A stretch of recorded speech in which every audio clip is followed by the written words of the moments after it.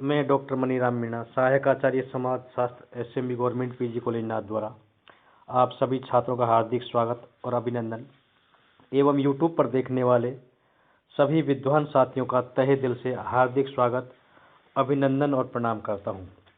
आज का हमारा टॉपिक है कृषि श्रमिकों व सीमांत कृषकों की दशा सुधारने हेतु सरकार द्वारा किए गए प्रयास, जो इस प्रकार से हैं। सरकार द्वारा इन लोगों की दशा सुधारने के लिए अनेक प्रयास किए जाते रहे हैं, क्योंकि इन लोगों के पास रोजगार की समस्या होती है एवं ऋणग्रस्तता सबसे प्रमुख इनकी समस्या देखने को मिलती है।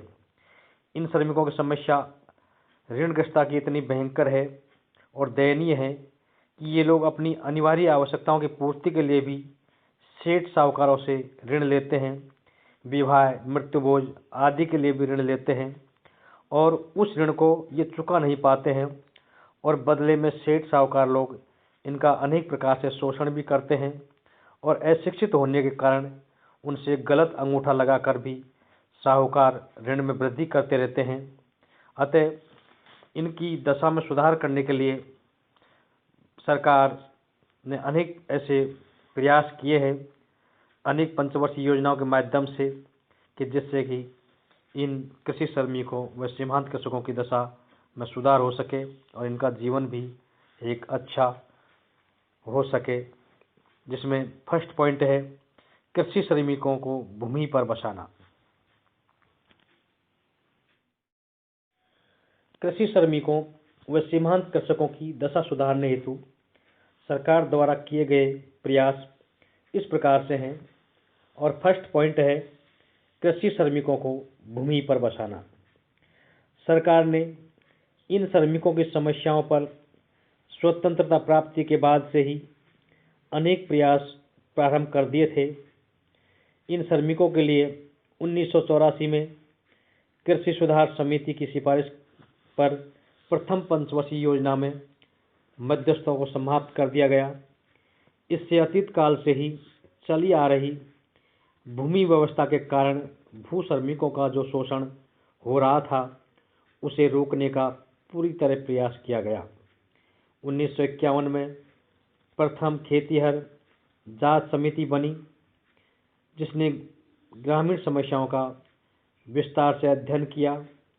वह फसलों का उत्पादन कर रहे व्यक्तियों को खेतीहर श्रमिक बताया तथा 1957 में उन श्रमिकों को भी खेतीहर श्रमिकों में शामिल कर लिया गया, जो खेती के अतिरिक्त पशुपालन या अन्य किसी प्रकार की खेतों या कृषि के कार्यों संबंधी मजदूरी करते थे। उनको भी इसमें सम्मिलित कर लिया गया। इस प्रकार 1957 में राष्ट्रीय विकास परिषद ने ये सुझाव दिया कि भूदान यज्ञ या अन्य उपायों से प्राप्त भूमि को भूमिहीनों में बांटकर लगभग 3 लाख परिवारों को पुनर्वास किया जाना चाहिए। इस प्रकार से कृषि श्रमिकों को भूमि पर बसाने का एक महत्वपूर्ण प्रयास और कार्य भारत सरकार एवं राज्यों की सरकारों ने किसानों एवं कृषि श्रमिकों एवं सीमांत कृषकों के लिए किए थे। सेकंड पॉइंट है मध्यस्थों की समाप्ति व काश्तकार कानूनों में सुधार।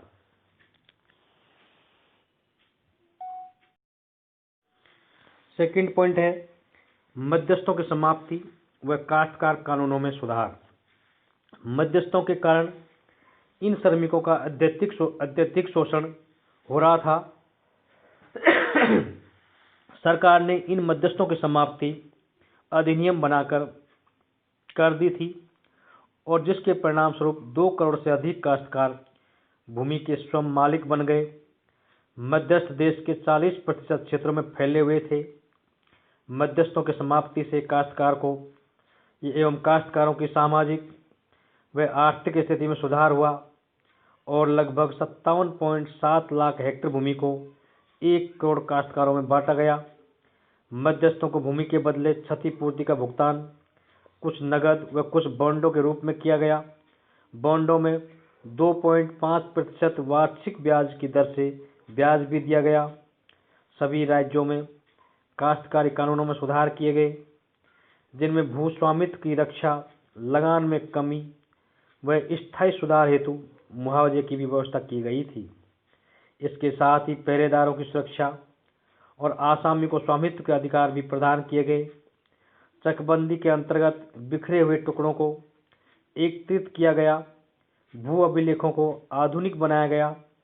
इसके अतिरिक्त जमींदारी उन्मूलन अधिनियम एवं भूमि सीलिंग एक्ट भी पारित किया गया था। नेक्स्ट पॉइंट है न्यूनतम मजदूरी।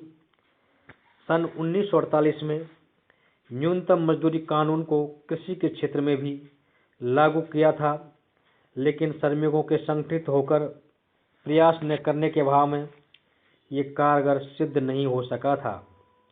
नवीन 20 सूत्री कार्यक्रम के अनुसार कृषि क्षेत्र में श्रमिकों की न्यूनतम मजदूरी निश्चित की गई थी।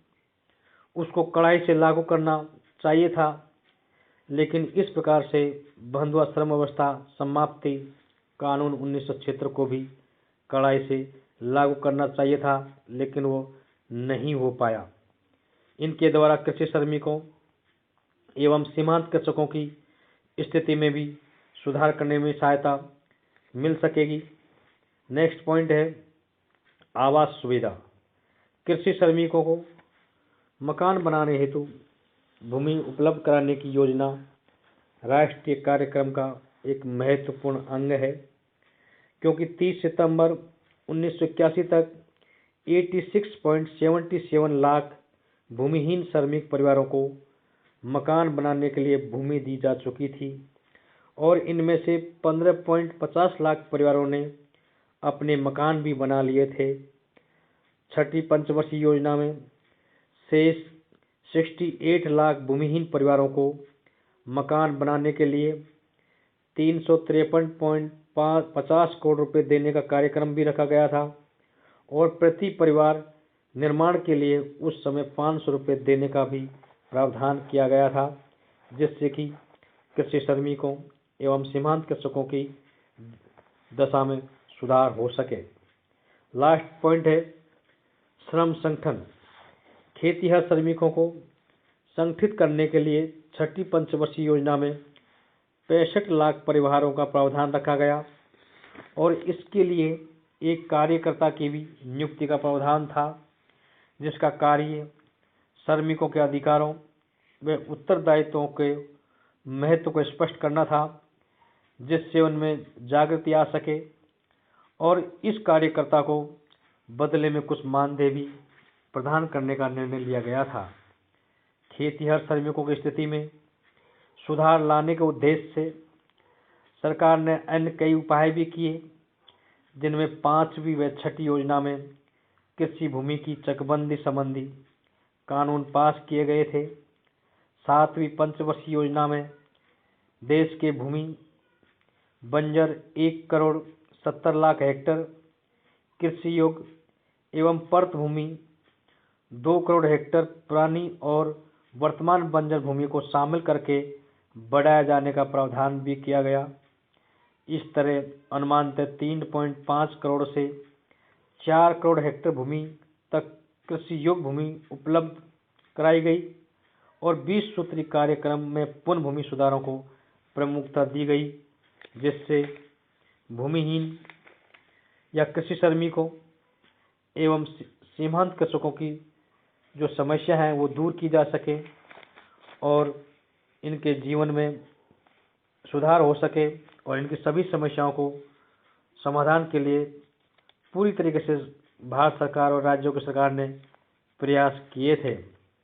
हम आपको अगले वीडियो व्याख्यान में बंधुआ मजदूर के बारे में बताने का प्रयास करेंगे।